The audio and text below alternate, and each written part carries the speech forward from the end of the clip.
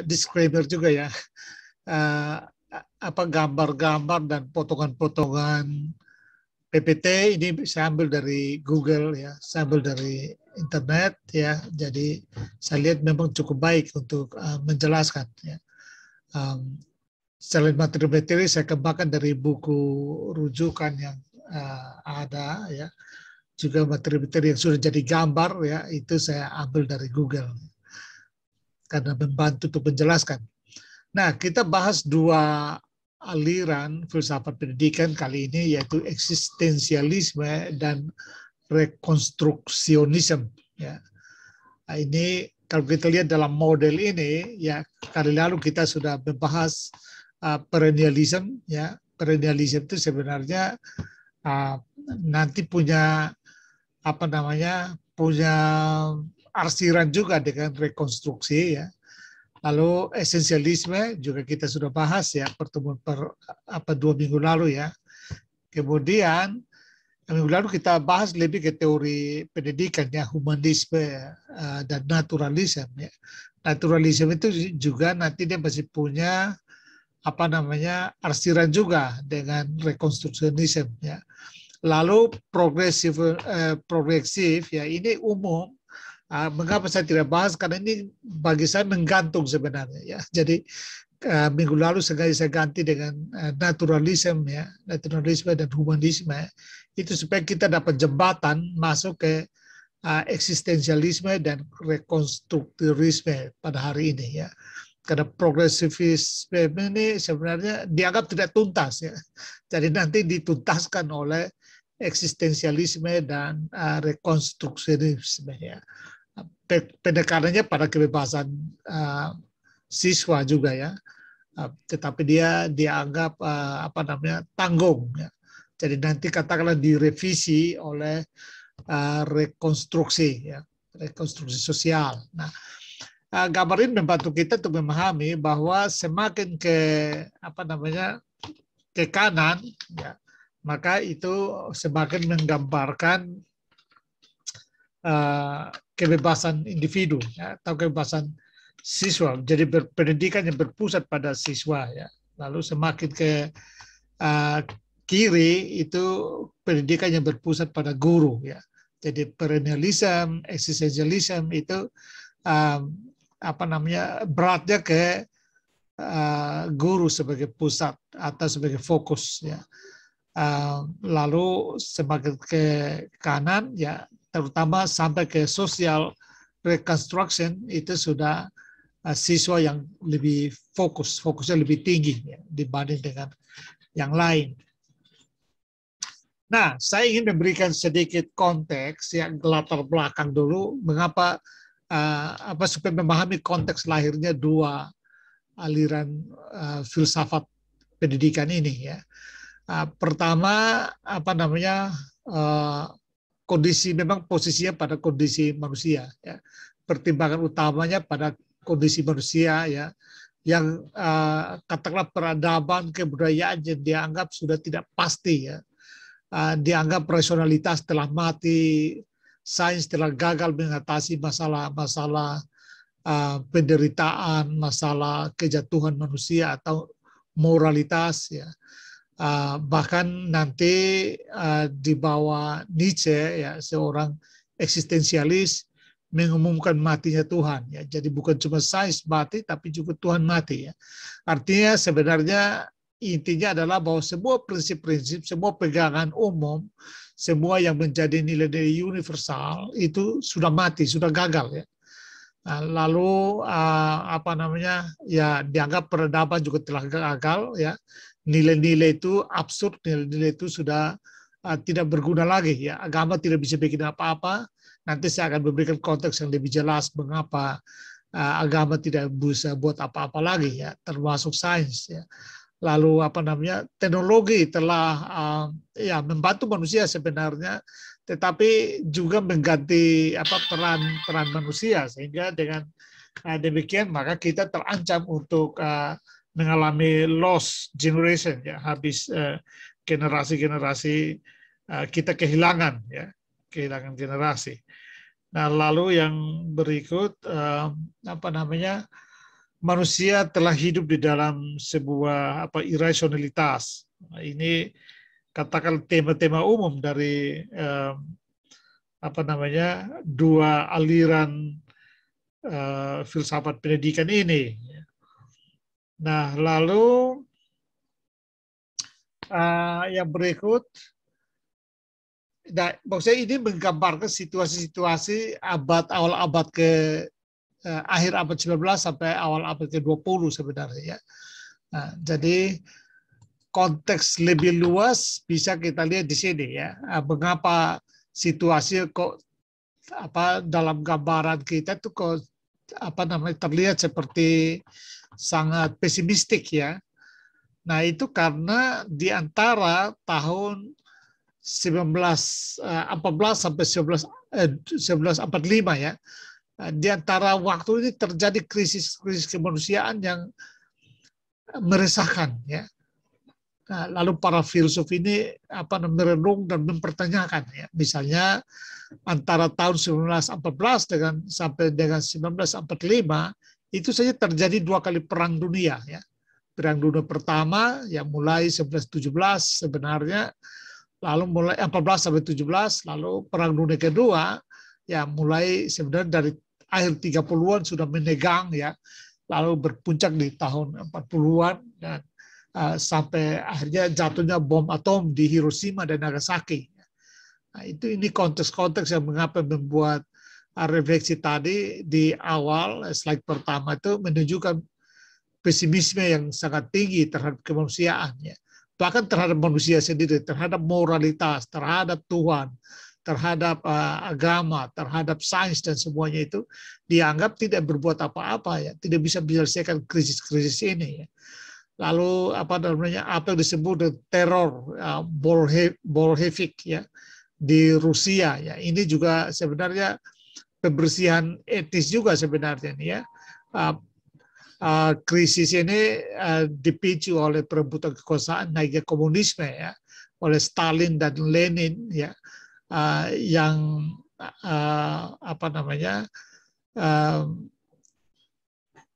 menggunakan kekerasan dan katakanlah pembersihan etnik ya sepanjang tahun 1917 sampai dengan 22 ya. Lalu terjadi depresi besar yang menghantam Amerika dan Rusia, Eropa ya, pada tahun 1929 sampai dengan 35 yang membuat ekonomi betul-betul hancur ya. Kalau kalian membaca misalnya komik Superman, superhero, macam-macam itu kan muncul di masa-masa krisis ini ya, supaya membangun moralitas bangsa Amerika ya.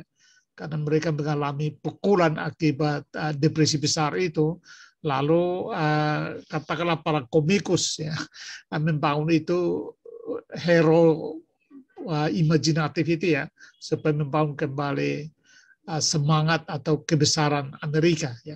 Jadi itu bentuk-bentuk respons terhadap krisis yang dialami sepanjang atau dalam periode waktu itu ya. Lalu termasuk di dalamnya juga pembersihan etis ya. Ini juga pembersihan lawan-lawan politik oleh Stalin ya, penguasa komunis Rusia. Semua lawan politik dan keluarga dihabisin ya. Jadi itu menimbulkan krisis besar ya, atau krisis kemanusiaan maksudnya ya. Nah, tambah lagi perang saudara di Spanyol ya, perang antara para loyalis pemerintahan pada waktu itu dengan para nasionalis ya, kira-kira begitu. Jadi sampai terjadi perang sipil, perang saudara yang juga menghabiskan banyak jiwa ya. Lalu konsentrasi Nazi oleh Hitler, itu juga kita tahu ya, Holocaust itu banyak menimbulkan krisis kemanusiaan, membunuh banyak manusia tanpa alasan ya. Lalu ya perang sipil Spanyol sudah disebutkan tadi ya, bom ya bom perang dunia kedua yang menghancurkan Hiroshima, Nagasaki ya. Jadi kalau kita perhatikan periode ya antara awal 1900-an ini sampai dengan 1945 berakhirnya perang dunia kedua ya, bahkan dampaknya masih terasa sampai 1960-an ya. Perang karena diikuti perang dingin misalnya ya, itu membuat sebagian besar atau para pemikir ya, paling tidak para pemikir dari dua aliran ini mempertanyakan ya, semua yang ada ini ya, di mana sains ya, di mana agama, di mana moralitas manusia ya. Seolah-olah semua itu lumpuh ya, tidak berfungsi ya. Karena di atas penderitaan yang ditimbulkan, ya bahkan penderitaan oleh manusia sendiri kan. Nah, berarti dasar moralitas nggak ada, dasar agama nggak ada. Ini semua menimbulkan pesimisme ya. Benarkah masih bisakah mengharapkan adanya moralitas, adanya etika, adanya kemanusiaan? Ya. Ini semua dipertanyakan ya. Nah, jadi saya kira dari dua slide ini kita sudah bisa mendapatkan konteks ya, bagaimana kemudian kalau kita sudah pahami konteks ini, kita akan memahami mengapa atau argumen-argumen di balik lahirnya kedua aliran ya, filsafat pendidikan yang akan kita pahami ini ya, kita belajar bersama-sama ini. Nah, jadi dari situ setelah memberikan konteks, saya ingin menunjukkan ya sebagaimana biasanya ya tujuan sesi ini adalah supaya kita memahami prinsip-prinsip dasar eksistensialisme atau filsafat pendidikan eksistensialisme. Lalu yang kedua, prinsip-prinsip dasar rekonstruksionisme ya, dalam pendidikan, dan memahami perbedaan keduanya ya, serta menyimpulkan bagaimana penerapan keduanya dalam pendidikan. Saya kira ini nanti yang ketiga ini biasanya supaya menjadi tugas ya bagi kalian, tapi barangkali tugas untuk sesi ini kita tiadakan ya, supaya karena saya akan memberikan kalian tes tengah semester ya, jadi supaya ada tes tengah semester. Oke, kita bahas, lihat satu persatu ya, eksistensialisme dan rekonstruksi ya. Mari kita lihat pertama sejarah eksistensialisme ya. Nah, sebenarnya eksistensialisme ini punya akar historis yang jauh ya, jauh sekali. Bahkan kadang-kadang mereka membawa Socrates ya di abad Yunani antik ya. Tetapi secara formal, terutama konsep eksistensi ini muncul setelah Perang Dunia Kedua sebenarnya. Dari Gabriel Marcel sebenarnya yang menyebutkan tentang filsafat eksistensialisnya Jean-Paul Sartre ya. Tapi nanti saya akan jelaskan lebih detail itu di slide-slide berikutnya. Nah,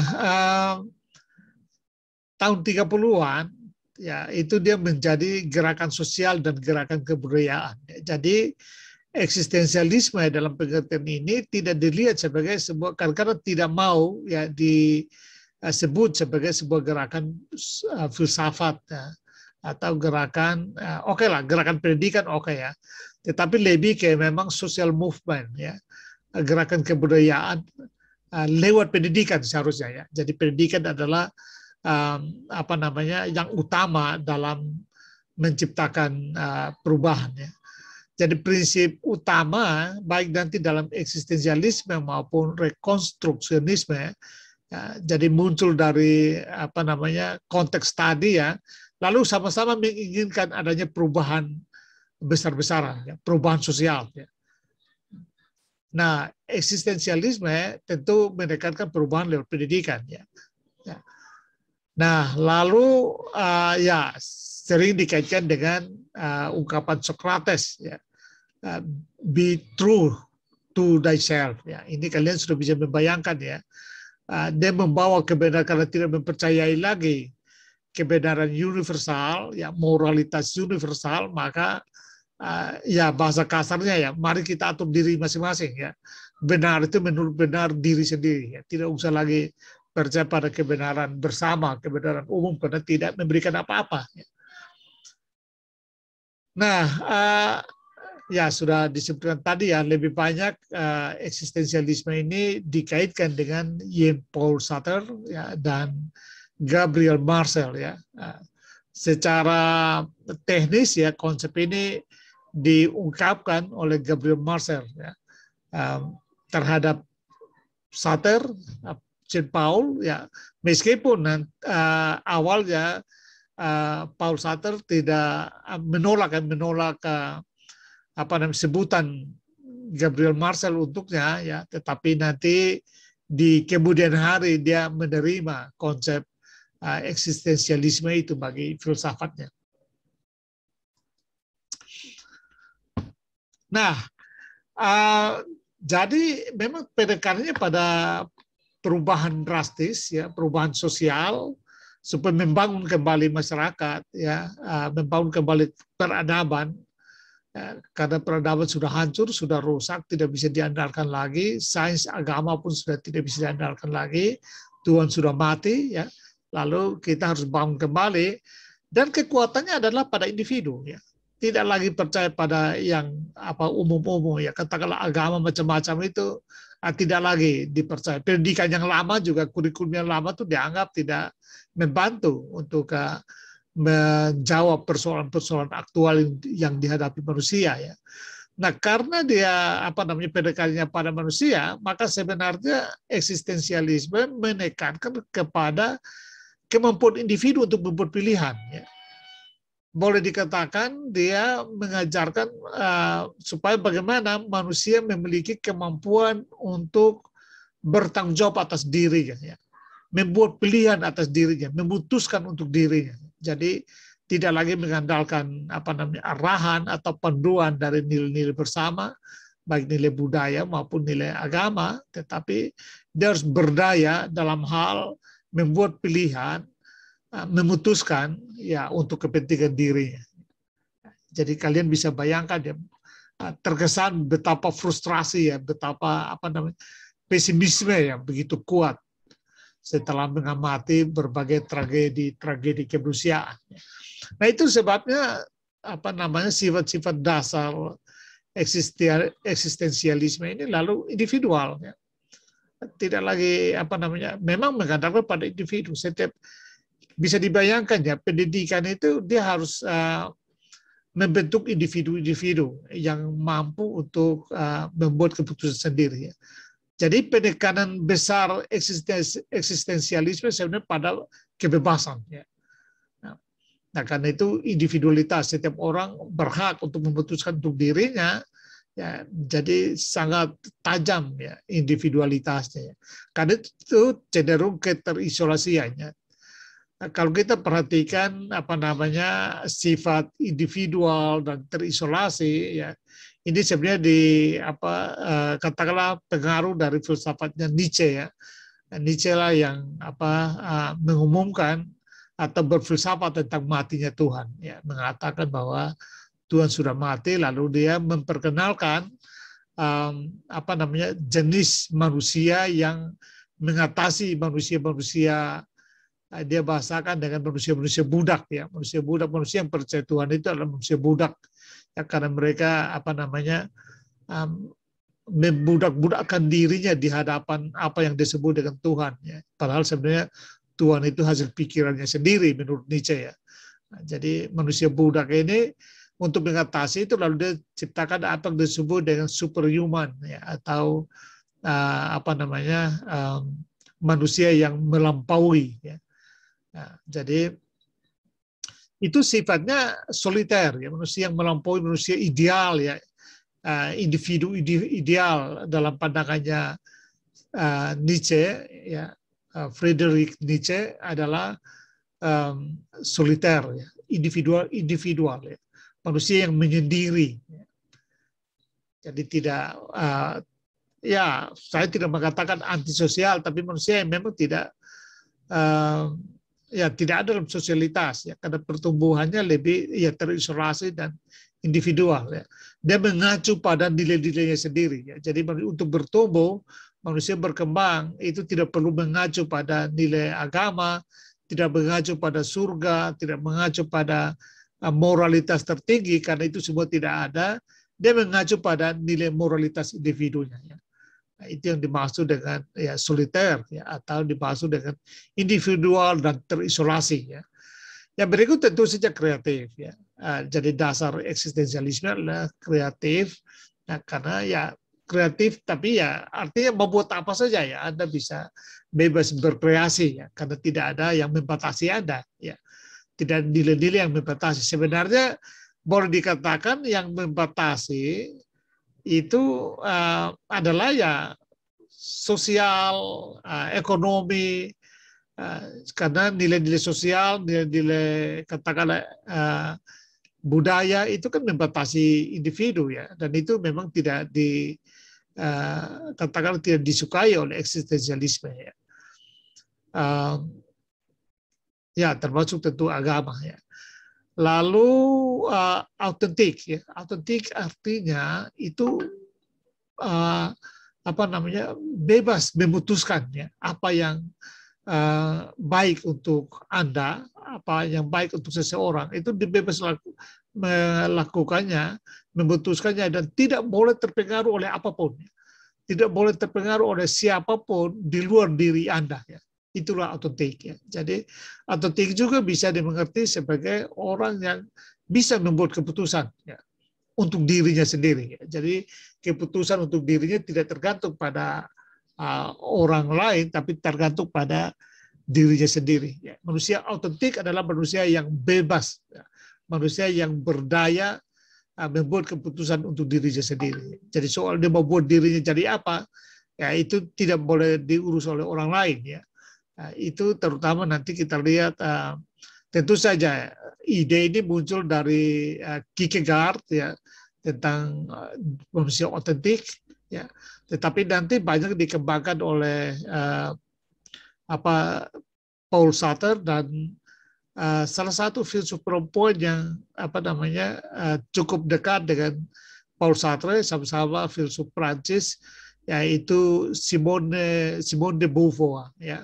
Itu seorang filsuf perempuan yang tajam ya, pemikirannya sangat tajam, yang memang menjalani kehidupan autentik ya. Jadi ya memang implikasinya karena dia keluar dari nilai moralitas umum ya, sehingga termasuk ya hidup bebas, seks bebas ya. Misalnya dia di Beauvoir ini hidup katakanlah teman intimnya adalah Paul Sartre ya, tapi dia punya suami sebenarnya ya. Sartre punya istri, jadi ini sulit menjelaskan. Tapi ya itulah mengekspresikan kebebasan untuk memutuskan bagi diri sendiri ya. Jadi mereka menjalani ajaran filsafatnya sendiri, non kompromi ya, tidak ada kompromi dengan siapapun juga, karena aku adalah milik diriku ya, diriku adalah milik aku. Karena aku mau buat apapun, itu urusanku ya. Jangan Anda campur-campur ya. Tidak ada yang bisa campur-campur. Tidak ada istilah ulama datang tegur, itu dosa. Enggak ada istilah dosa. Ya, mengapa? Tuhan sudah mati. Ya. Tuhan sudah mati. Kalau Tuhan sudah mati, ya kita bebas buat apa saja. Siapa yang mau salah-salahkan ya. Nietzsche bahkan mengatakan, karena Tuhan sudah mati, maka dulu yang paling ditakuti manusia adalah dosa ya. Dosa ada karena ada Tuhan. Tapi kalau Tuhan sudah mati, maka tidak ada dosa lagi. Karena itu kita bebas berbuat apa saja ya. Dan itulah manusia autentik ya. Nah, dan memang kekuatan utama adalah kata kebebasan ya, membuat pilihan ya. Manusia adalah makhluk yang memilih ya, makhluk yang membuat pilihan ya, berdasarkan tentu dengan free will-nya ya, kehendak bebas pada dirinya, lalu dia bebas memilih untuk melakukan apapun yang dia sukai ya. Tentu saja ya, itu tidak juga berarti bahwa Anda melakukan hal-hal yang misalnya menyakiti orang, itu tidak juga ya. Jadi dia tidak berarti juga sama sekali tidak bermoral ya. Lakukan apa yang bermanfaat bagi diri kita, tapi tanpa mengganggu kebebasan atau mengganggu kehendak bebas orang lain ya. Jadi kehendak bebas dan kebebasan kita dalam memilih itu untuk mengembangkan diri kita, tetapi tidak dalam pengertian kita juga bebas untuk katakanlah mengganggu orang lain ya. Itu tidak rasional jadinya ya. Nah, Tapi eksistensialisme juga termasuk tidak mempercayai rasionalitas. Ya, ini unik eksistensialisme.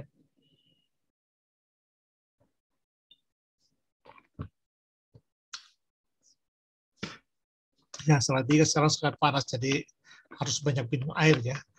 Nah, tokoh-tokoh eksistensialisme adalah Kierkegaard. Ya, dia ya boleh dikatakan dia yang paling pertama menganjurkan kehidupan yang autentik itu ya, karena dia mendahului Nietzsche. Boleh dikatakan Nietzsche kemudian mengikuti Kierkegaard, mengikuti dalam pengertian ciri filsafatnya, tetapi nanti Nietzsche akan mengembangkan filsafatnya sendiri ya.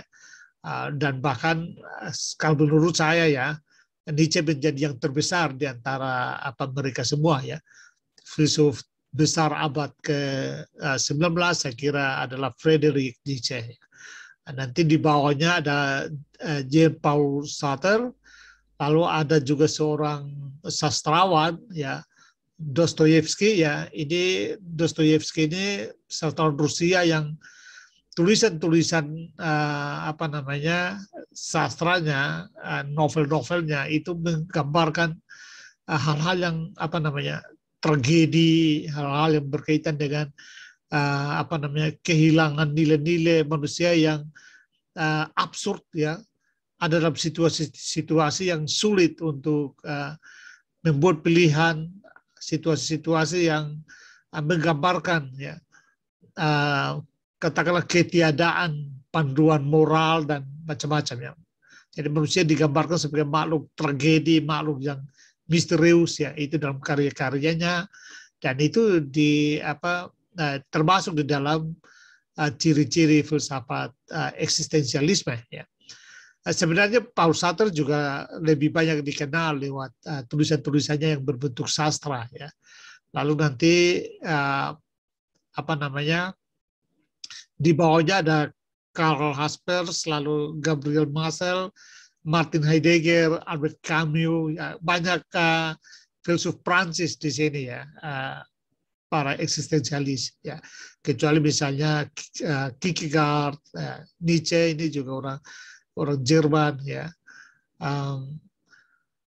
Jadi tapi lebih banyak itu memang yang mengembangkan, karena mungkin dari Paul Sartre yang dianggap paling banyak melahirkan gagasan-gagasan untuk membesarkan eksistensialisme ya. Nah, ada 7 ciri dasar ya dari eksistensialisme ini, yaitu pertama memang sekali lagi menolak makna ya, menolak sebuah narasi-narasi yang berkaitan dengan moralitas ya, berkaitan dengan nilai-nilai umum, sudah dijelaskan tadi, itu ditolak. Yang berikut, mereka percaya bahwa eksistensi mendahului esensi ya. Sebenarnya ungkapan ini muncul dari Aristoteles ya. Itu contohnya begini ya. Eksistensi mendahului esensi itu kalau biasanya dalam filsafat lain ya, itu yang paling utama dari manusia adalah esensinya, nilai-nilai moralnya ya. Hakikat manusia adalah rohnya, makna hidupnya ya, atau nilai-nilai yang dijalaninya ya, itu esensi ya. Dan dalam filsafat yang umum, katakanlah misalnya filsafat moral ya, atau filsafat idealismenya Platon ya, nanti turun sampai dengan Kant, Hegel ya, macam-macam itu lebih menekankan kepada nilai-nilai moral manusia atau esensi rohani dari manusia ya, dan itu dianggap itu yang paling utama dari manusia adalah katakanlah esensinya itu ya. Sementara tubuh itu adalah katakanlah dalam bahasanya Platon itu adalah kuburan bagi jiwa kita ya, atau penjara bagi roh atau bagi jiwa kita ya. Tetapi dalam filsafat eksistensialisme saya kira ini seperti saya sudah katakan tadi dari Aristoteles, yang eksis yang utama itu adalah tubuh fisik kita ini ya.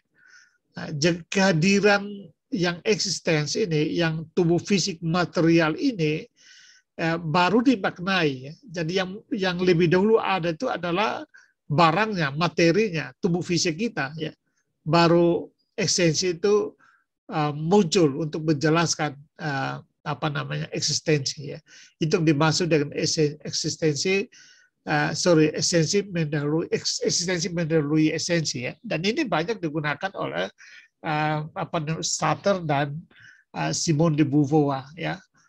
Jadi menekankan bahwa yang bermakna adalah tubuh kita, ya, tubuh ini, materi ini, kehidupan hari ini, itulah yang bermakna. Ya. Esensi itu ya, mengikuti ya, eksistensi. Yang berikut, ciri yang berikut adalah kehidupan itu absurd, ya. Kehidupan itu tidak masuk akal. Ya. Nah, makanya dia ambil contoh misalnya begini ya, contoh yang sering digunakan oleh eksistensialis misalnya begini, misalnya seseorang yang sedang ada pada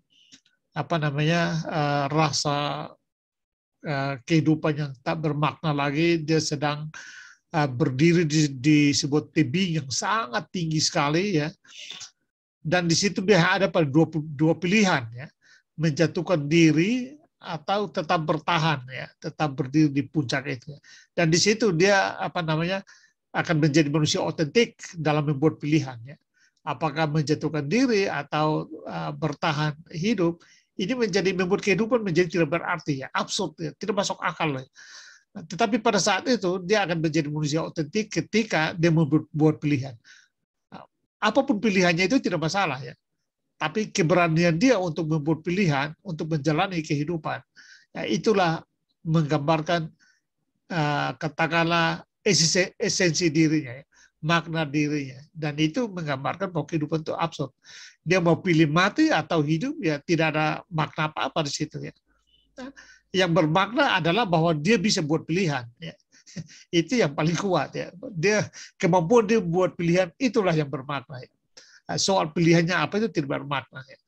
Nah, kalau kita tentu saja kita bilang agama mengajarkan kita untuk tidak bunuh diri kan gitu ya. Karena acuan kita bukan mengambil keputusan, tapi acuan kita adalah pada makna hidup, makna diri ya. Nah, bagi mereka bukan itu. Ya.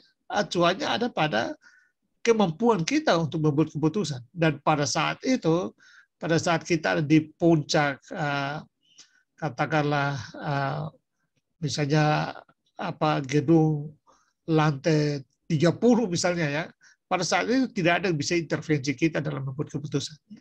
Pada saat itu Anda menjadi sangat autentik dalam membuat keputusan. Lalu yang berikut, ya kita ada dalam sebuah kehidupan yang ya tidak punya harapan ya, kehidupan yang sudah kehilangan makna sehingga tidak lagi bisa diharapkan, tidak punya harapan apa-apa ya, kehidupan yang meaningless, kehidupan yang tidak punya masa depan, kehidupan yang amburadul, kehidupan yang kacau. Ya, kehidupan yang tumpang tindih, ya. Kehidupan yang sudah tidak teratur lagi. Ya. Lalu berikut, dalam keadaan-keadaan seperti itu, kita selalu ya, punya kebebasan untuk memilih. Ya. Nah, jadi dalam keadaan begitu, kita tidak bisa menaruh harap kepada komunitas, tidak bisa berharap pada nilai-nilai moral konvensional, nilai-nilai moral tradisional seperti agama dan kebudayaan misalnya. Ya. Kita hanya bisa mengandalkan diri kita, ya, menggunakan kebebasan kita sepenuh-penuhnya untuk membuat pilihan demi kita sendiri. Ya. Jadi bukan demi kemanusiaan atau bukan demi komunitas, ya, tapi demi kita sendiri. Ya. Setiap orang harus bisa memilih, membuat keputusan untuk diri sendiri. Kita memiliki tanggung jawab untuk menjadi autentik, ya. Dan sekali lagi, menjadi autentik adalah mampu memilih, mampu membuat pilihan. Ya. Dan yang berikut, eksistensialisme adalah humanisme. Ya. Jadi ini ada dalam sebuah tulisan yang dibuat oleh Paul Sartre bahwa eksistensialisme adalah humanisme. Ya. Nah, jadi dari 7 ciri ini kalian sudah bisa membayangkan ya model pendidikan macam apa ya yang akan diberikan oleh eksistensialisme ya. Jadi kita sudah bisa dapat gambarannya. Ya. Karena pendekannya kepada kebebasan individu dan kemampuan untuk membuat pilihan. Saya kira ini 2 ciri yang sangat kuat sekali sehingga sudah bisa membawa kita kepada bayangan di kelas ya, kurikulumnya macam apa, mata pelajarannya macam apa ya, tapi arahnya adalah supaya membuat manusia atau katakanlah siswa-siswa bisa mengekspresikan kebebasannya tanpa diganggu oleh siapapun, tanpa diintervensi oleh siapapun, termasuk guru ya, termasuk guru, dan punya kemampuan untuk membuat pilihan ya bagi dirinya sendiri. Nah, mari kita lihat satu persatu ya. Pertama, pandangan tentang realitas. Ya. Saya ingin kalian memberikan perhatian yang khusus, terutama setiap aliran filsafat pendidikan itu yang harus kalian jeli perhatikan adalah pandangannya tentang realitas dan pandangan tentang siapa manusia itu. Ya. Ini sejak pertemuan pertama saya sudah berikan 2 fondasi dasar ya. Jadi kita tidak bisa membicarakan tentang filsafat pendidikan tanpa berpijak ya kepada 2 premis besar itu, yaitu apa itu realitas dan siapa itu manusia. Ya, setiap aliran filsafat akan, kalau Anda mengetahui duluan pandangannya tentang realitas dan pandangan tentang manusia, maka akan mudah bagi Anda untuk memahami ya. Kemana ajaran filsafat pendidikan atau bagaimana cirinya. Nah, kita lihat bagaimana eksistensialisme memandang realitas. Bagi eksistensialisme, segala fenomena itu berpangkal dari eksistensi. Semua ada, semua realitas ini ya, dia berpusat pada eksistensi. Artinya apa? Boleh dikatakan berpusat pada semua ada material yang bisa kita lihat ya dengan panca indera kita ya. Tetapi harus disadari bahwa semua yang bisa kita lihat dengan panca indera kita itu di dalam ungkapan itu sendiri sudah menggambarkan bahwa semua itu tergantung pada kita, kan gitu ya. Semua benda di luar itu pengamatan kita sangat tergantung pada pengamat ya. Jadi katakanlah eksistensi yang sejati yaitu adalah kita ya sebagai pengamat ya. Nah, karena itu mereka memahamkan atau memaknai eksistensi itu sebagai cara manusia berada ya. Nah, jadi karena berbeda dengan makhluk hidup yang lain dan benda-benda materi yang lain ya. Jadi kalau dalam pandangan eksistensialisme sebenarnya hanya manusia yang bisa berada ya. Nah, sementara makhluk lain atau benda-benda lain itu ada begitu saja ya. Atau dalam bahasanya Heidegger misalnya tergeletak begitu saja ya. Jadi mereka adalah ada yang tergeletak begitu saja. Sementara yang manusia yang saja yang berada itu artinya hanya manusia yang menyadari keberadaannya. Ya. Itulah sebabnya hanya manusia yang bereksistensi. Ya. Karena bereksistensi adalah menyadari mengapa kita ada di sini. Ini pertanyaan-pertanyaan khas dari filsafat eksistensialisme, yaitu siapakah aku, mengapa aku berada di sini, apa makna hidup. Ya, itu pertanyaan-pertanyaan individual, ya. Pertanyaan esensial dari eksistensi. Nah, menurut kaum eksistensialis, hanya manusia yang bisa bertanya seperti itu. Ya. Makhluk lain dan benda lain tidak. Ya. Karena apa? Karena mereka tergeletak begitu saja. Ya. Mereka ada untuk, ya bahasanya dari Heidegger itu, mereka ada untuk maksudnya untuk manusia ya. Jadi karena itu manusia pun oleh kaum eksistensialis, terutama Heidegger misalnya, itu tidak mau menyebut sebagai manusia ya. Mengapa? Karena bagi dia manusia ini juga sudah tidak lagi otentik, ya. Kata manusia itu sendiri tidak lagi otentik, karena ketika kita tanya ke orang biologi siapa manusia itu, maka definisinya itu sudah definisi manusia sesuai dengan kepentingan orang biologi. Nah, ketika kita tanya ke orang ekonomi siapa manusia itu, maka jawaban orang ekonomi itu ya manusia menurut orang ekonomi. Ya. Ketika kita tanya ke orang politik, sama jawabannya begitu. Sehingga kata manusia itu sudah mengalami katakanlah polusi, ya. Polusi karena dilabeli, ya, oleh ilmu-ilmu yang lain itu, ya. Karena itu ya dia menggunakan kata Dasein, ya. Manusia Dasein artinya ya ada di situ, ya. Manusia adalah ada di situ, ya. Dia bereksistensi, ya. Ada di situ dan mempertanyakan adanya itu, ya. Serta ada yang lain. Jadi manusia adalah yang ada di situ, yang sedang mempertanyakan adanya dan juga mempertanyakan ada yang lain. Itu saya kira makna eksistensi, ya, menurut kaum eksistensialisme. Ya. Lalu yang berikut, bagi eksistensialisme, benda-benda materi itu atau benda-benda di luar manusia itu hanya bermakna sejauh dia terkait dengan manusia. Ya, jadi karena itu ada istilah ada untuk digunakan. Ya, jadi jenis-jenis ada, ya, jenis-jenis dia mengkategori lagi jenis-jenis realitas atau jenis-jenis ada. Ya, itu ada untuk digunakan, ya, dan ada yang sudah tidak berguna, ya, bagi manusia, ya. Batu-batu itu mungkin ada yang tidak berguna, ya. Tapi ada untuk digunakan, misalnya katakanlah ballpoint, HP, laptop, macam-macam itu kan semua ada untuk digunakan. Pakaian, ya, semua buku yang ada untuk kita gunakan, itu ada untuk digunakan. Ya.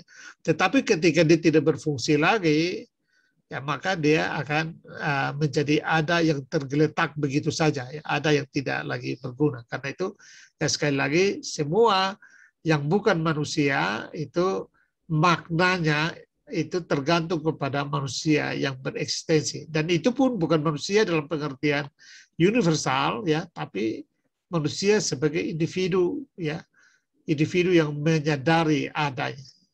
Nah, itu saya kira pandangan tentang realitas. Jadi boleh dikatakan realitas sejati adalah manusia, ya, manusia yang bereksistensi itu, sementara realitas yang lain, ya, atau benda-benda dan makhluk hidup yang lain itu adalah realitas yang katakanlah ada untuk manusia, ya, ada di hadapan manusia, ya, baik yang untuk digunakan maupun yang tergeletak begitu saja yang tidak untuk digunakan, ya, atau mungkin belum digunakan, ya, karena itu kan ada dalam waktu, ya. Kita ada saja kita butuh batu juga, ya, ketika mau pakai untuk melempar benda tertentu, misalnya Anda melempar buah mangga supaya bisa jatuh dan Anda makan, barangkali Anda gunakan untuk bangunan, ya, itu kan itu sudah digunakan. Tetapi kalau tidak, dia menjadi jenis benda yang tergeletak begitu saja sehingga tidak dibutuhkan. Lalu bagaimana pandangan tentang pengetahuan? Ya. Nah, pandangan tentang pengetahuan bagi eksistensialisme, manusia itu tergantung pada pemahamannya tentang pengetahuan manusia itu tergantung pada pemahamannya tentang realitas. Saya kira ini umum, ya. Dan sejak pertemuan pertama tadi saya sudah jelaskan, ya. Apapun itu memang manusia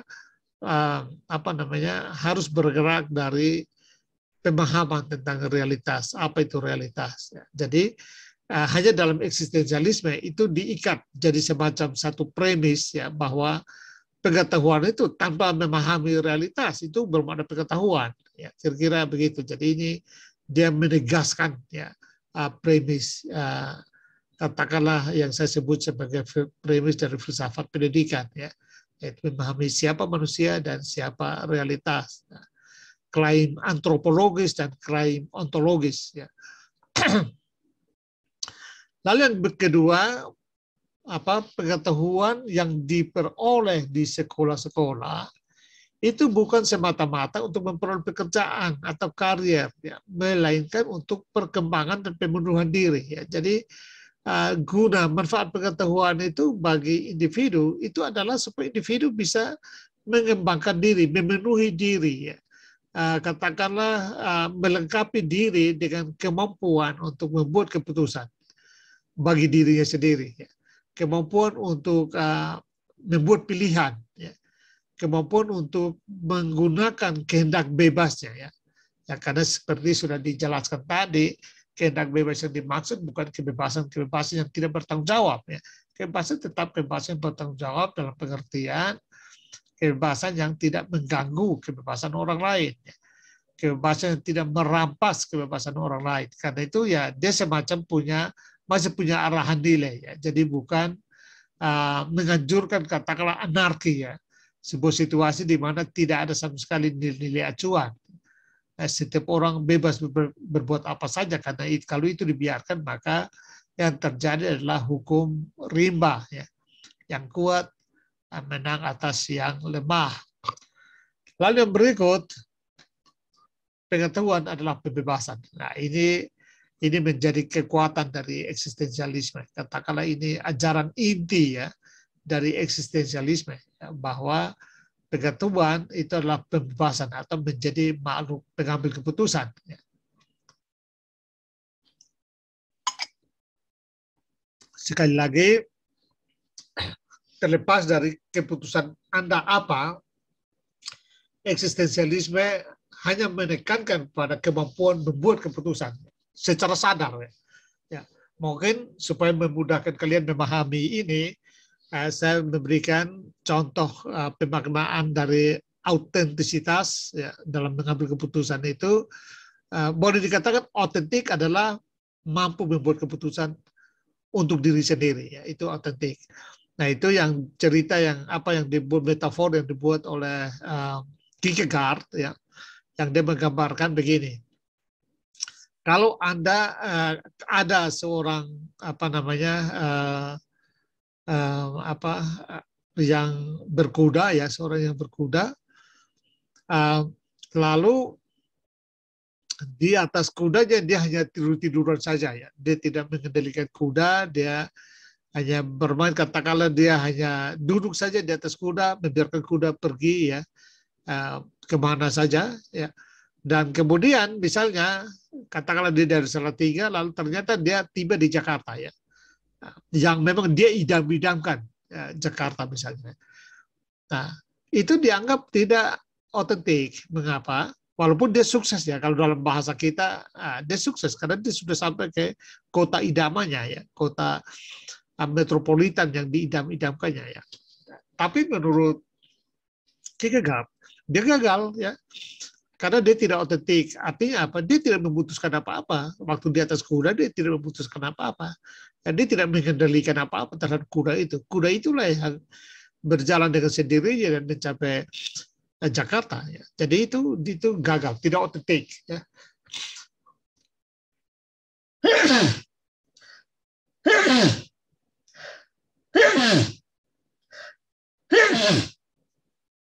Aduh, maaf.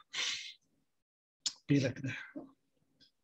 Ya, jadi itu tidak otentiknya. Otentik adalah ketika dia dia di atas kuda, dia berkuda dan dia mengendalikan kuda itu, meskipun misalnya tujuannya ke Jakarta, ya, tetapi dia tidak tahu Jakarta sehingga dia mengendalikan kuda itu dan ternyata kuda itu sampai ke Surabaya, ya. Menurut Kierkegaard, ya, itu dia otentik, ya. Otentik karena apa? Dia memutuskan sendiri dan dia bisa mengendalikan. Dialah yang mengendalikan kuda itu, ya. Nah, jadi sekali lagi di sini contoh yang dibuat oleh Kierkegaard untuk menggambarkan, ya, makna pembebasan dan pengambilan keputusan, ya, sebagai makhluk otentik itu tidak berkaitan dengan tujuan, ya. Bukan masalah sampai di tujuan atau tidak, bukan itu bukan soal utama. Soal utama adalah Anda buat keputusan atau tidak. Anda yang mengendalikan diri Anda atau tidak, atau orang lain yang mengendalikan. Sama halnya misalnya kalau kita bercontoh, ya, Anda kuliah ini apakah atas dasar kesadaran Anda untuk kuliah atau atas dasar suruhan orang tua misalnya, atau atas dasar ajakan teman, atau atas dasar kontrol komunitas, Anda takut tidak kuliah nanti orang-orang bilang apa, ya. Orang-orang bilang wah pengangguran atau aduh ini apa namanya cuma tamat SMA misalnya ya. Itu berarti Anda bukan pengambil keputusan dalam kuliah ya. Melainkan Anda hanya melakukannya karena ada kontrol sosial, ada orang tua yang meminta, ada teman yang membujuk dan seterusnya ya. Jadi itu tidak autentik, Anda tidak menjadi manusia autentik. Nah, karena itu pengetahuan dibuat dalam rangka itu, ya. Dibuat dalam rangka supaya apa namanya manusia memiliki katakanlah wawasan untuk memahami dirinya sebagai makhluk bebas, ya. Makhluk yang bisa membuat keputusan untuk dirinya sendiri. Ya. Jadi itulah pengetahuan, ya. Karena itu pengetahuan harus dikaitkan dengan itu, ya. Dikaitkan dengan memberikan kemampuan itu kepada individu untuk bebas dan mengendalikan dirinya. Nah, sekarang bagaimana tentang kurikulum? Bagi eksistensialisme, kurikulum yang ideal adalah yang memberi kebebasan kepada siswa untuk mengajukan pertanyaan-pertanyaan, melakukan pencarian-pencarian, dan menarik kesimpulan sendiri. Ya. Nah, tentu ini sekali lagi tidak tidak mengendalikan kesimpulannya benar atau salah, itu bukan soal ya. Tapi kurikulum harus membuat dia untuk bisa menarik kesimpulan, tentu bukan berarti juga kesimpulan yang amburadul ya. Jadi katakanlah datanya A lalu kesimpulannya ke C misalnya, itu kan juga lompatan logik, bukan itu dimaksudkannya. Tetapi dengan katakanlah premis-premis yang ada ya, lalu apa namanya setiap individu ya, setiap siswa arahkan dia untuk memberi kesimpulan atas asalnya berbasis data, berbasis fakta ya. Lalu dia kesimpulannya disebut apapun tidak masalah ya. Sejauh dia berbasis fakta itu tidak soal ya. Jadi guru pun tidak bisa mengendalikan kesimpulan siswa ya. Tidak boleh mengatur-ngatur kesimpulan siswa. Ya, kecuali sekali lagi ya tidak berdasarkan data yang digunakan atau fakta yang digunakan ya.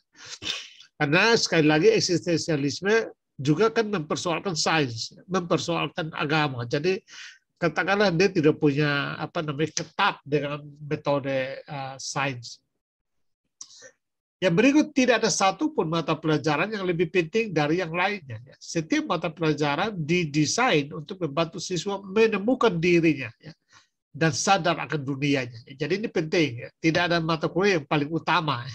Kalau kita kan misalnya mata kuliah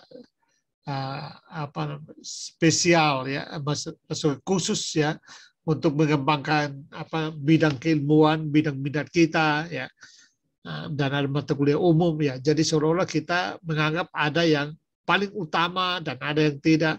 Nah, bagi eksistensialisme tidak ya, semua mata kuliah itu penting, dan pentingnya itu karena memang didesain untuk apapun itu, tapi harus bisa membantu siswa untuk menemukan dirinya dan sadar akan diri dan dunianya, ya, supaya dia bisa mengambil keputusan atau bisa menjalani kehidupan. Karena kehidupan ini kan sebenarnya adalah sepenuhnya adalah pengambilan keputusan. Ya.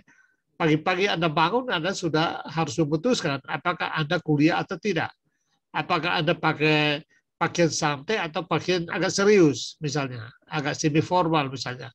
Apakah Anda mandi atau tidak mandi? Apakah Anda makan atau tidak makan? Semua kan kita sudah bangun, sudah berhadapan dengan keputusan-keputusan. Ya. Oleh karena itu, kurikulum itu harus bisa membekali siswa dengan kemampuan untuk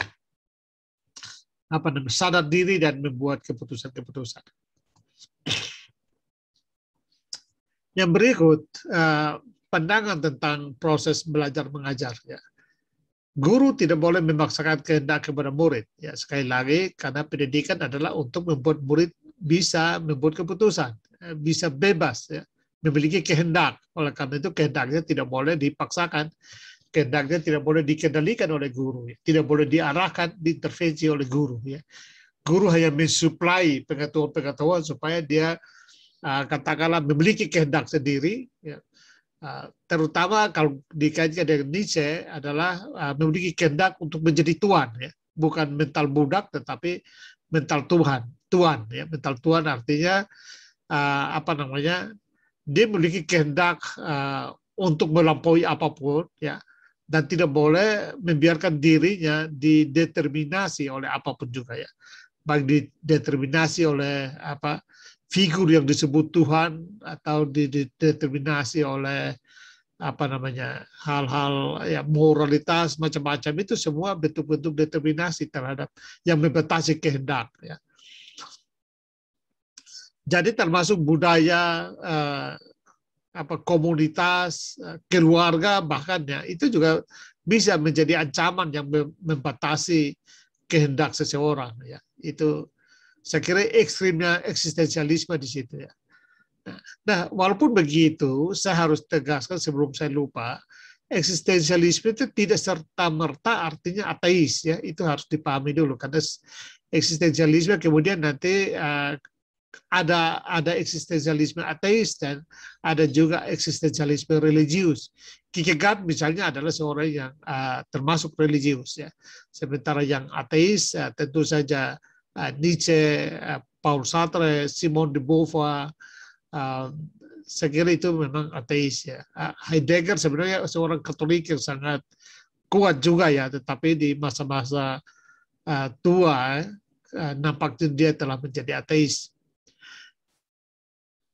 Yang berikut, Martin Buber, ya, menganjurkan metode dialog. Nah, ini dalam belajar mengajar, guru harus menggunakan metode dialog, ya, menurut anjuran Buber, ya. Karena apa? Dialog itu adalah percakapan intens antara pribadi dengan pribadi, ya. Nah, jadi dalam dialog itu setiap pribadi itu merupakan subjek. Jadi dialog antara guru dan murid itu dialog antara dua subjek, ya. Jadi istilahnya tidak antara, kita biasanya bilang lawan bicara, itu tidak seperti itu, ya. Itu bukan lawan bicara, tapi antara mitra, ya. Dialog itu adalah kita bermitra, ya, dengan siswa, ya. Nah, jadi sama-sama adalah subjek yang mengekspresikan, ya, pemahamannya. Ya. Oleh karena itu guru dalam model eksistensialis atau pandangan eksistensialis itu harus mengenal secara mendalam, ya, apa namanya setiap muridnya, ya, secara individu, ya. Mengenal mendalam supaya apa? Supaya dia bisa memastikan apa yang perlu ditambahkan kepada siswanya agar supaya dia bisa bebas berekspresi, bisa apa namanya menggunakan kehendaknya dalam membuat keputusan, ya. Nah, lalu, kenapa dia tidak bergerak, ya? Sorry. Nah, pandangan tentang peran guru, ya. Jadi tadi tentang proses belajar mengajar, ya. Sekarang tentang peran guru, ya. Guru berperan memberikan kebebasan kepada siswa untuk memilih pengalaman-pengalaman yang akan membantu mereka menemukan sendiri apa yang bermakna, ya, bagi kehidupannya. Jadi sekali lagi, guru tidak menentukan apa yang bermakna bagi siswa, tetapi membuat mereka sadar untuk membuat pilihan-pilihan terhadap apa yang menurutnya bermakna, ya. Jadi yang bermakna itu bukan dipilihkan oleh guru, bukan. Guru memberikan, katakanlah, karena dia seperti tadi sudah dijelaskan, dia mendekati, mengenali, karena sering berdialog, ya, pendekatan pengajarannya adalah dialog, maka dia mengenal persis individu-individu sehingga dia tahu apa yang bisa membantu individu atau murid untuk menemukan makna bagi kehidupannya. Jadi fungsi guru sebenarnya adalah pendamping, fasilitator, ya. Bukan guru yang dalam pengertian klasik, yaitu mengarahkan, menentukan ini itu, ya. Tidak bisa begitu, ya. Dia hanya mengarahkan muridnya untuk menemukan dirinya sendiri. Yang berikut, guru berperan membimbing siswa agar siswa bisa berpikir mandiri melalui pertanyaan-pertanyaan dan dialog intens, ya. Jadi metode apa namanya pertanyaan, ya, metode tanya jawab atau diskusi-diskusi kritis, ya. Eksistensialisme mengusung pemikiran kritis, ya. Jadi itu membantu murid ya untuk katakanlah menemukan dirinya, menemukan kebenaran-kebenaran atau menemukan apa yang dianggapnya bermakna bagi dirinya. Yang berikut, siswa mempunyai hak untuk menolak interpretasi guru tentang materi pelajaran. Ya, jadi dalam eksistensialisme, misalnya sekarang saya memberikan bahwa betul karena eksistensialisme tidak ada yang saya tambahkan ya. Ini semua ada dalam materi-materi tentang eksistensialisme ya. Tapi ketika saya memberikan pemahaman tertentu ya terhadap eksistensialisme ya, itu yang dalam bentuk interpretasi ya, itu sebagai murid Anda bisa menolak interpretasi saya, lalu Anda kembangkan sendiri interpretasi lain, tidak soal, itu tidak masalah. Dengan ketentuannya tadi, asal berdasarkan fakta atau berdasarkan katakanlah prinsip-prinsip dasar dari eksistensialisme. Jadi hal yang bersifat interpretatif itu bebas ya. Siswa bebas memberikan interpretasi, bebas menerima interpretasi gurunya atau menolak.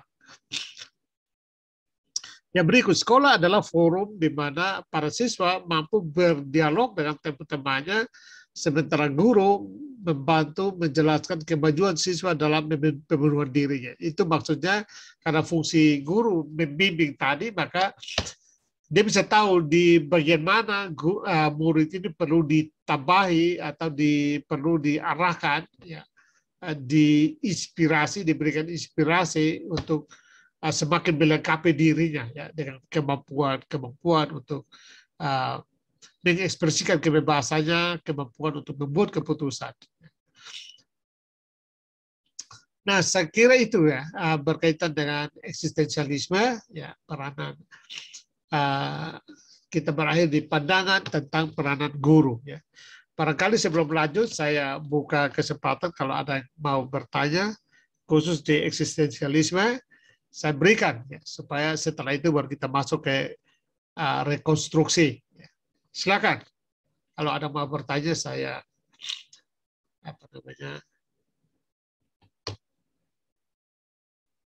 persilakan. Silakan kalau ada. Anda boleh raise hand atau bisa langsung saja, atau mungkin kalau kendala koneksi lalu Anda mau chat, itu boleh. Kalau di chat room, nanti tolong saya diingatkan ya bahwa ada di chat room misalnya ya. Silakan kalau ada. Saya belum ada, Pak.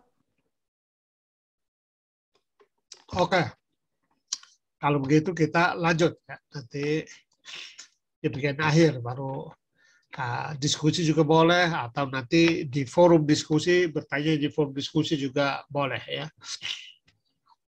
Saya rekam ya, jadi record, maksudnya nanti setelah itu saya akan upload juga ya di offline, supaya bagi kalian yang atau nanti saya kirim di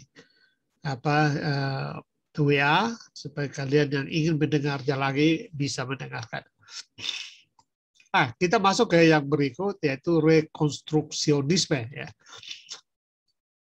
Tadi kita sudah lewat eksistensialisme, kita sudah tahu ya bagaimana siswa diberi kebebasan. Ya. Jadi penekanannya pada kebebasan. Nah, saya kira rekonstruksionisme memang berasal dari kata reconstruct, ya, yang berarti menyusun kembali ya. Jadi sebenarnya dasarnya kembali ke tadi, saya berikan konteks besar tadi ya, bahwa masyarakat sudah hancur, peradaban tidak bisa diharapkan lagi, moralitas tidak bisa diharapkan, Tuhan telah mati, ya, nilai-nilai sudah tidak ada lagi. Artinya bahwa peradaban kita sudah hancur, ya, sudah babak belur lah kira-kira begitu ya. Karena itu ya mereka mengandalkan perlu direkonstruksi lagi, ya, perlu dibangun lagi. Ini aliran ini. Dia menekankan pada membangun kembali masyarakat yang sudah hancur, membangun kembali peradaban yang sudah hancur.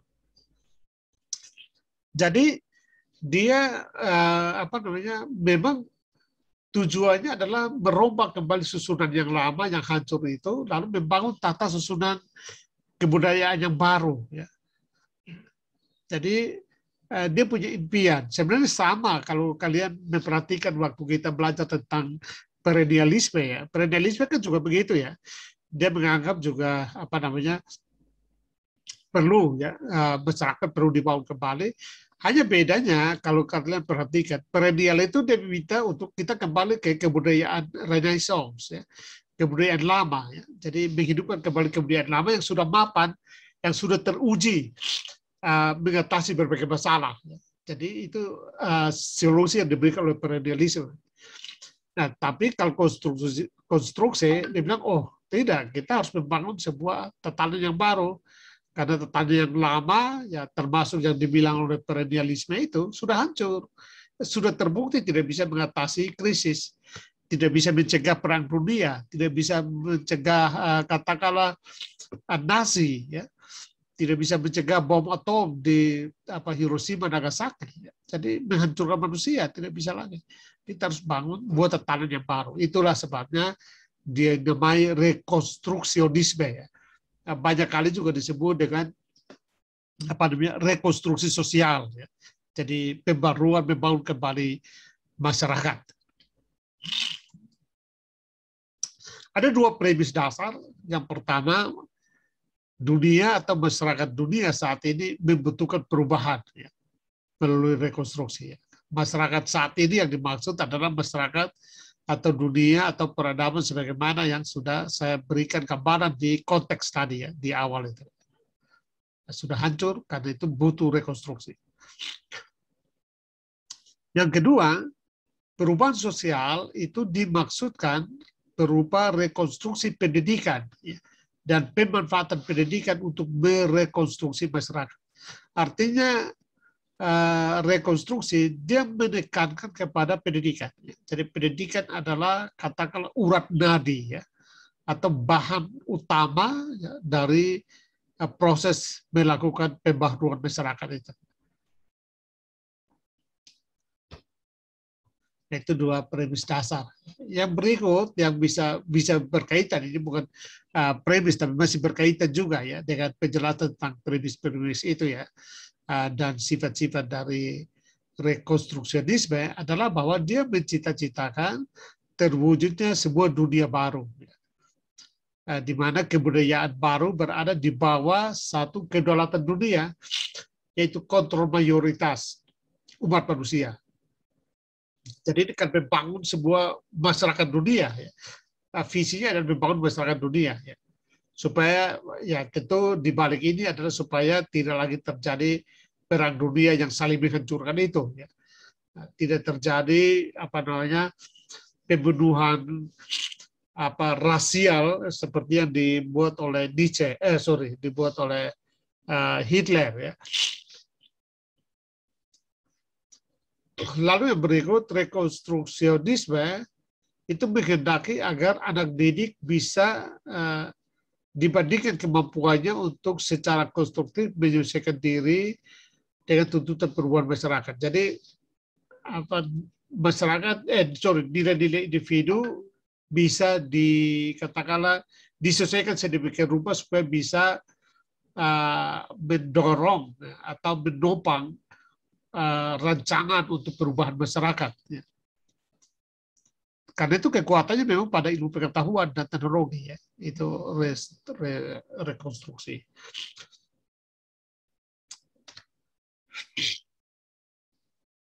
Nah, kita lihat ada beberapa tokoh filsafat, ya, filsuf atau para pemikir rekonstruksionisme.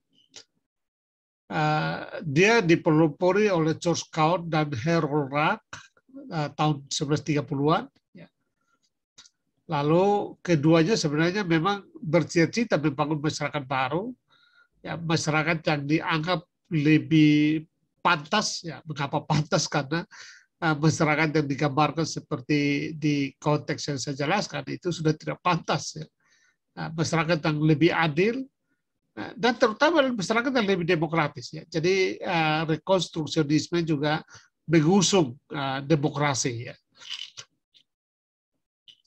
Nah, gagasan mereka, gagasan dari Count dan Rock, itu dipengaruhi sebenarnya oleh John Dewey. Saya kira John Dewey kita sudah pelajari dia di pragmatisme sebenarnya, pragmatisme Amerika ya, dengan bersama William James ya. Dalam karyanya Reconstruction in Philosophy itu ya menggambarkan tentang perlunya pembaruan ya. Nah, John Dewey ini memang seorang tokoh pragmatisme sebenarnya.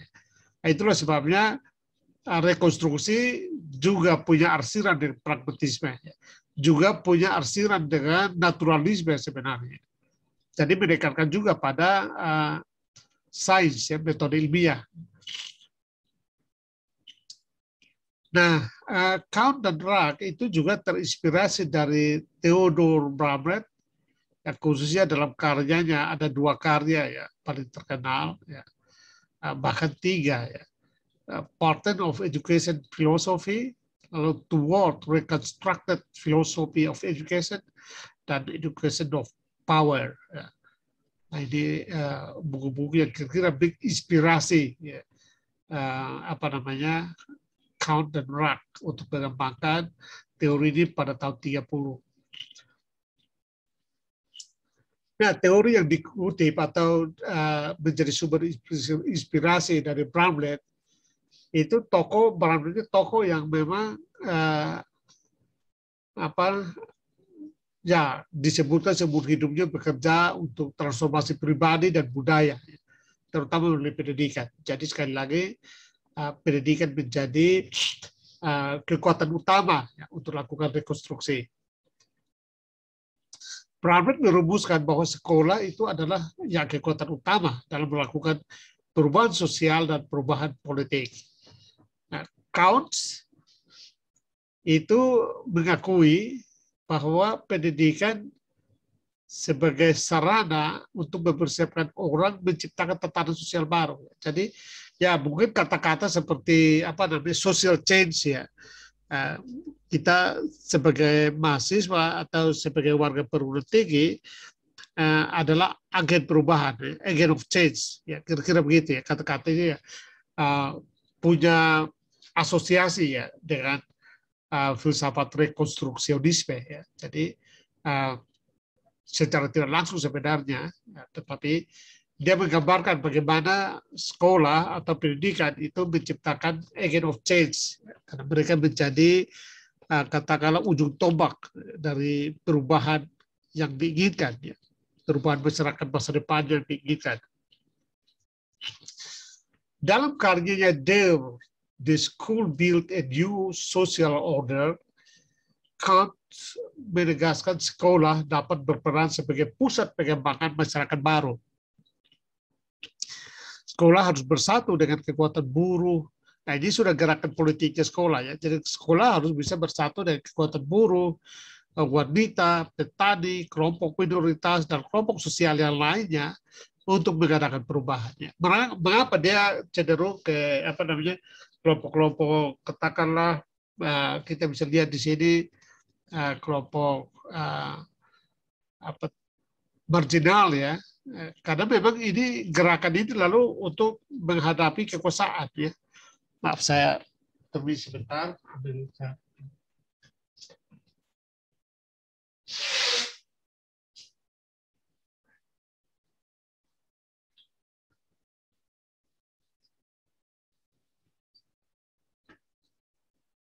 Ya, jadi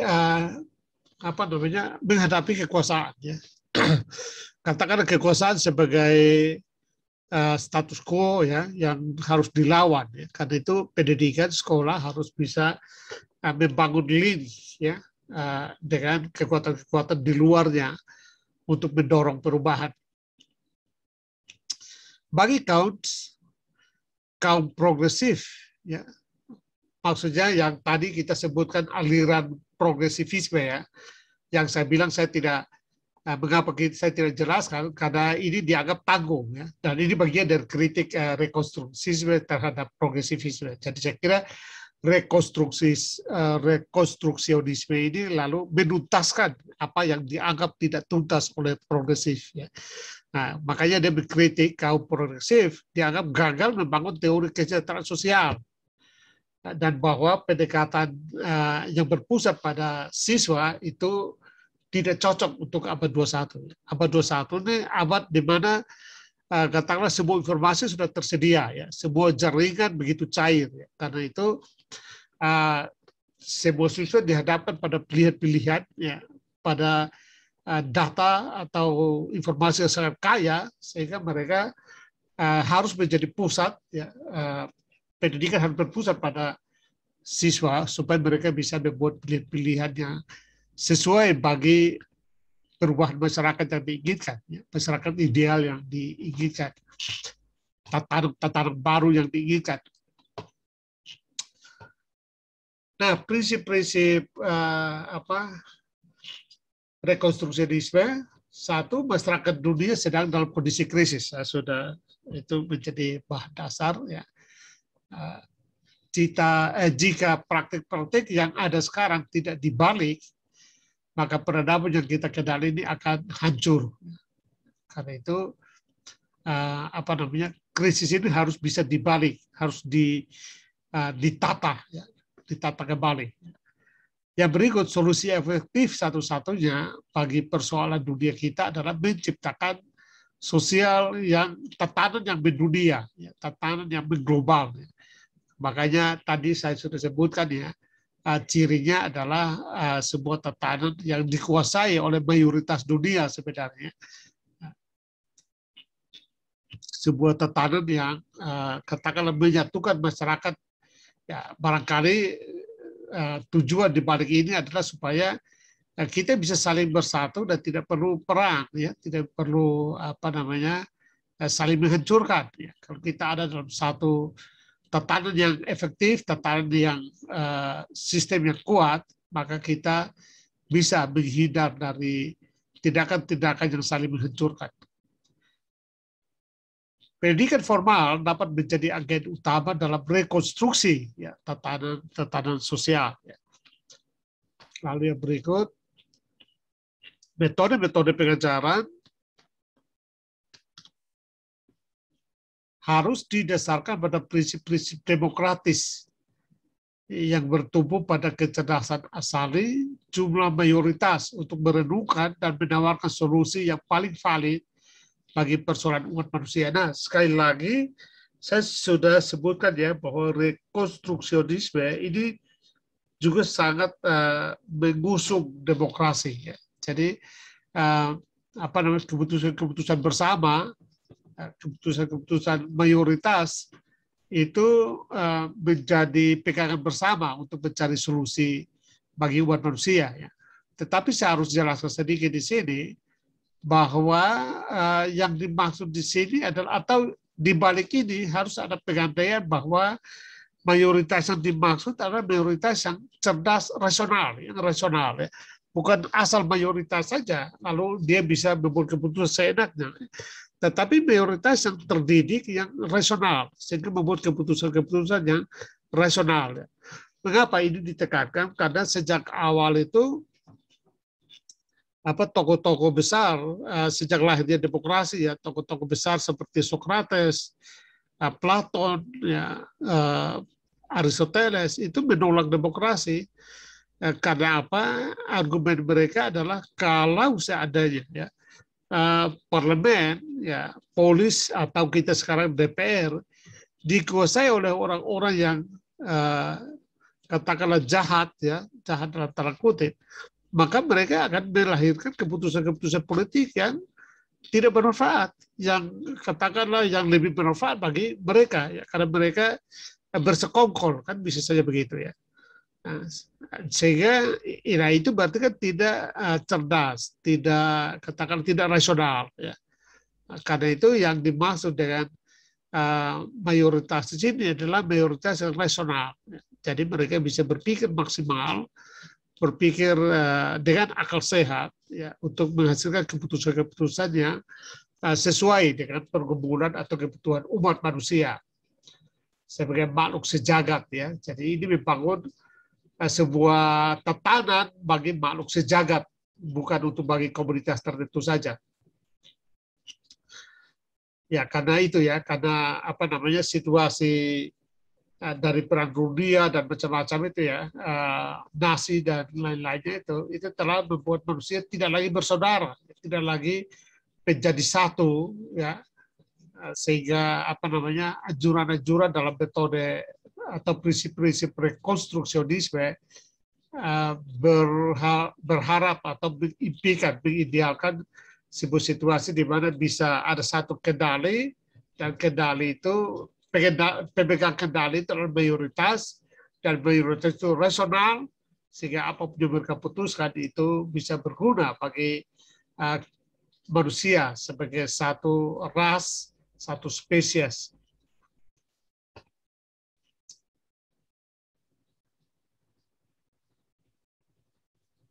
Pendidikan formal adalah bagian yang tak terpisahkan dari solusi sosial dalam krisis dunia sekarang. Ya, maka ia harus aktif mengerjakan perubahan sosial. Jadi katakanlah pendidikan itu bagian atau ujung tombak ya, dari perubahan sosial yang diinginkan. Ya.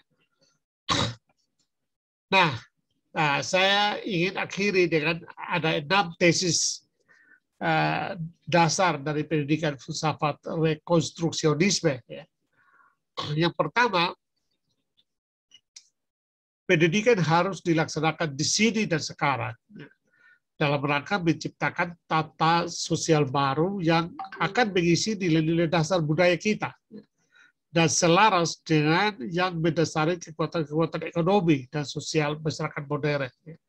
Jadi ini dia menggambarkan tentang fungsi pendidikan. Ya. Tidak boleh ditunda, dia harus dilaksanakan sekarang dan di sini, ya, dalam rangka untuk menciptakan tatanan baru, tatanan masyarakat baru.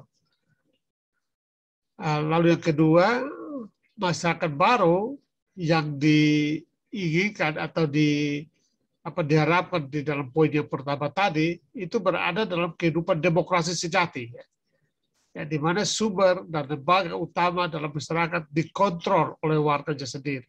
Saya kembali tegaskan bahwa dia harus mengandaikan warga masyarakat yang sudah memiliki kapasitas intelektual yang rasional, ya. Masyarakat yang sudah rasional, masyarakat yang katakanlah tidak lagi mudah digiring oleh ayat-ayat agama misalnya, ya. Sebab kalau masyarakat yang belum rasional sehingga mudah digiring oleh ayat agama, maka fungsi mayoritas yang kontrol ini akan menjadi fungsi yang bisa destruktif, ya. Fungsi yang malah bahkan melawan nilai demokrasi itu sendiri karena menghancurkan orang lain. Dan padahal itu rekonstruksionisme justru lahir untuk membangun kembali masyarakat yang diharapkan tidak lagi seperti masyarakat antara tahun 1914 dengan 1945 itu, yang saling membunuh, saling membantai, dan hancur-hancuran itu. Ya, berikut anak sekolah dan pendidikan itu sendiri dikondisikan oleh kekuatan budaya dan sosial. Nah, kaum rekonstruksionisme hidup itu berhadap, ya, hidup yang beradab itu adalah hidup yang berkelompok. Sehingga kelompok akan memberikan peran yang penting di sekolah. Pendidikan merupakan relasi dari masyarakat, ya. Realisasi dari masyarakat. Pendidikan adalah miniatur dari masyarakat. Pendidikan adalah roh dari masyarakat. Karena itu pendidikan katakanlah memproduksi social changes, ya, agen-agen sosial, social agent, ya, untuk membangun masyarakat yang dicita-citakan. Yang berikut, guru harus meyakini terhadap validitas dan urgensi dirinya dengan cara bijaksana, yaitu dengan memperhatikan prosedur yang demokratis. Ya. Sekali lagi, pendekatan pada demokrasi, dan setiap bicara demokrasi, saya harus ulang lagi tentang rasionalitas. Ya. Bukan masyarakat emosional yang mudah digiring, yang belum bisa ambil keputusan sehingga keputusannya dikendalikan oleh opini-opini orang lain. Ya. Guru harus mengadakan pengujian secara terbuka terhadap fakta-fakta walaupun bertentangan dengan pandangannya. Jadi, ya ini makanya saya katakan rekonstruksionisme itu juga mengusung naturalisme, ya. Pendekatan saintifik, ya, berbasis data, berbasis fakta. Ya.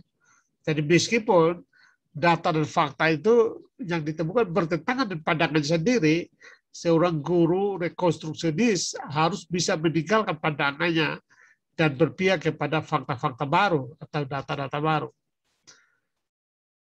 Yang berikut, cara dan tujuan pendidikan harus diubah kembali seluruhnya dengan tujuan untuk menemukan kebutuhan-kebutuhan yang berkaitan dengan krisis budaya dewasa ini dan untuk menyesuaikan kebutuhan dengan ilmu sosial. Ya. Yang penting dari sains sosial adalah mendorong kita untuk menemukan nilai-nilai di mana manusia percaya, ya, atau tidak di bawah nilai-nilai itu bersifat universal. Jadi maksudnya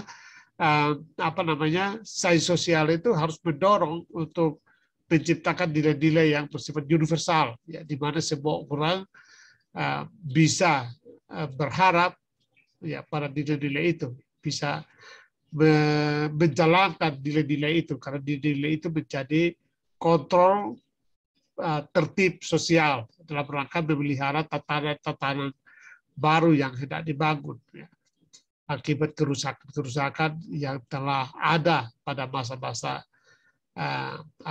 katakanlah dunia yang penuh dengan perang dan resesi itu. Dan yang terakhir, kita harus meninjau kembali penyusunan kurikulum, isi pelajaran, metode yang dipakai, struktur administrasi, dan cara bagaimana guru dilatih. Semua itu harus dibangun kembali bersesuaian dengan teori kebutuhan tentang sifat dasar manusia secara rasional dan ilmiah.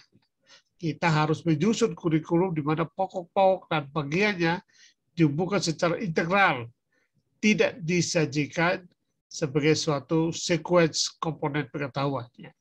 Nah, jadi di sini dia menegaskan tentang perlunya redesign kembali kurikulum, isi pembelajaran, metode, struktur, dan macam-macam, ya. Semuanya supaya bisa menopang, ya, substansi dalam menciptakan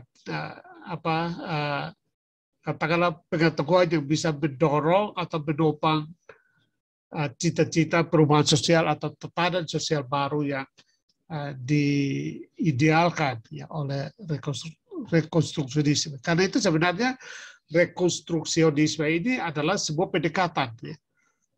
Bukan sebuah tujuan, melainkan sebuah pendekatan untuk mengatasi krisis kemanusiaan, ya.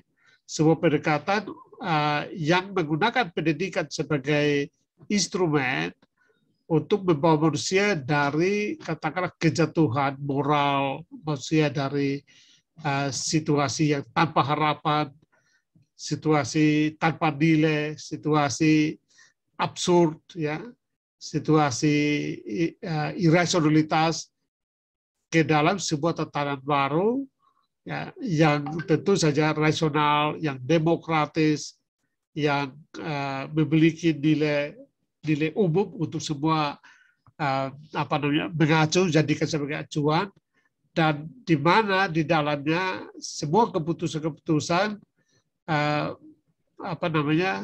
dilakukan, ya, secara demokratis.